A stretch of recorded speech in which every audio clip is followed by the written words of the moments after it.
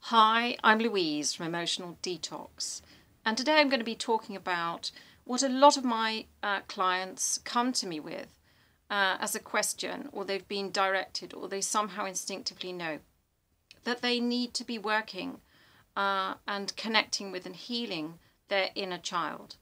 And a lot of people go, well, I don't know where my inner child is, I don't know how to do this, and they're confused really as to why their life has suddenly taken some sort of existential crisis, whether that's in their money or their relationships or their career or their health.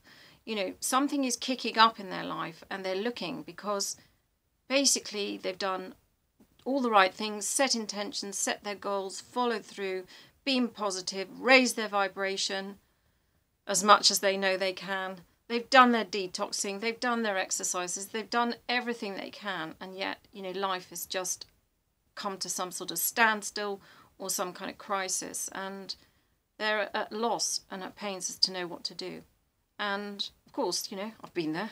And what I have found is that in connecting with the inner child and communicating and healing the inner child, and being there for it like an unconditionally loving parent, then actually the way that the inner child has tried to get our attention with all the crisis and the dramas, it's its way of screaming for your attention to slow down and listen to what really needs healing, so that there can be an integration and alignment with the higher part of us that is trying to direct our lives at a level of harmony and bliss. That's all that we aspire to. That's what we want. But it can't do it without this connection to this very, very, very precious, vulnerable, innocent part of us. And it's vulnerable and sensitive in a beautiful way that has probably gone through a process of suppression and denial in order to survive situations in childhood, whether it's parents that are innocently neglectful or just ignorantly neglectful of children, whether there's been abuse, whether there's been sexual abuse, whether there's been violence and trauma, and whether there's post-traumatic stress in the nervous system. All of these things can basically shroud the inner child in a state of chronic fear, paranoia, and self-loathing, low self-worth. And basically this is unsustainable, because the journey of life, especially if we're on this path of trying to illuminate ourselves and become more loving and more free and who we really are, then this inner child part of us needs to be set free. And the only way that we can do that is through communion and healing and love. And it's that may sound very straightforward. People go, oh, well, where's my inner child? I don't know how to find it. And of course, this is the work that I do with people, because it's not straightforward and not necessarily easy. And it's very easy to think, well, if we can't find it, then it doesn't exist. And also people say, well, I've dealt with my past, I'm okay.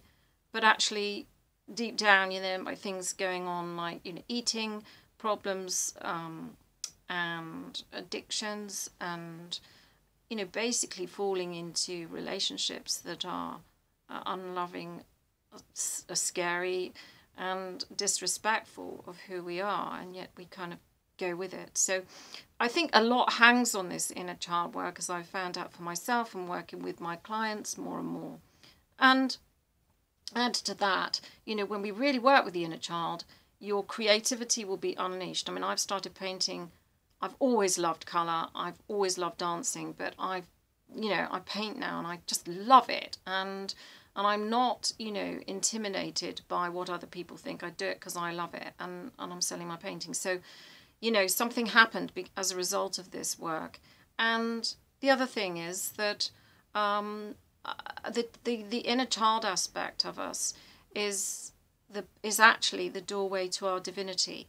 Now, this is not something that we kind of immediately recognize, and if we're not outwardly on a spiritual path or looking for this, it may not make sense. It doesn't make sense until it sort of slips into an action mode, and actually you do feel more connected to your higher self and divinity, the divinity that you are.